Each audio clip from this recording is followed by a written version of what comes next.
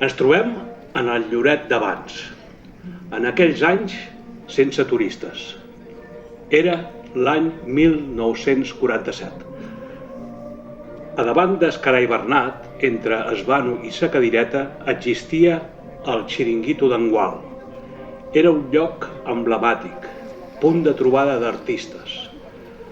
L'escriptor Joan Sala Lloberes en parla meravelles d'aquest indret.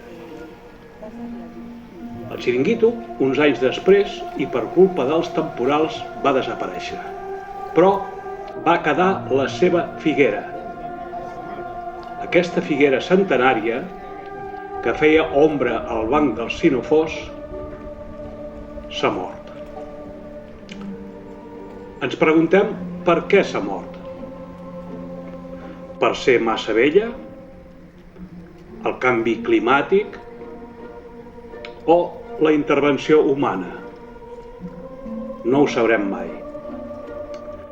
Sí sabem que l'any passat es va remodelar l'espai. Van ser obres importants.